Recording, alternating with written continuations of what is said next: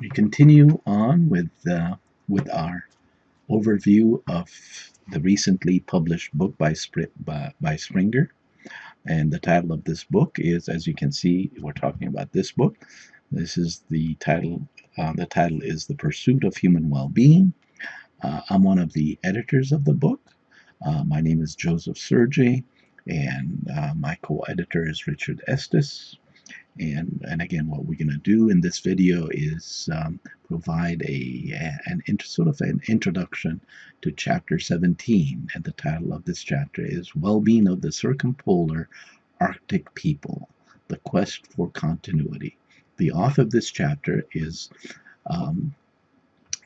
Professor Birger Poppel. He's the project chief emeritus of the Survey of Living Conditions in the Arctic at Lillisimat Tursarfik, if I'm pronouncing it right. And again, excuse my pronunciation, at the University of Greenland in Greenland.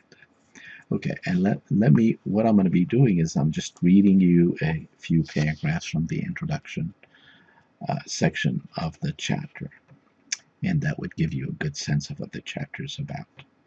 Pictures of pristine Arctic nature, of snow-covered landscapes and icy seascapes, northern lights, breathtaking glaciers, deep fjords, magnificent terrestrial and marine wildlife such as seals and whales, muskoxen, reindeer, Arctic foxes, an iconic polar bear would probably be among the first associations to spring to mind when one mentions the Arctic.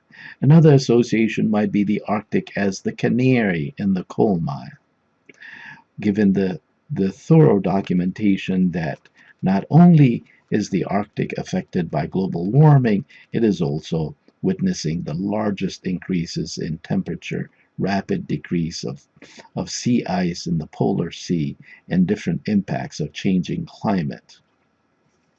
What often seems to be forgotten is that the Arctic, however sparsely, is populated, depending on how one delimits the area. Between 4 and 10 million people inhabit the Arctic, of which between 400,000 and 1.3 million belong to one of the indigenous peoples of the circumpolar Arctic. The non-indigenous segment of the total Arctic population comprises permanent residents, including descendants of immigrants and immigrants on short-term contracts. The habitation of the Arctic has taken place over thousands of years, beginning in Eurasia and eventually through a series of migrations, spreading into Europe and from the eastern part of Serbia. I didn't say Serbia, I'm sorry. Siberia.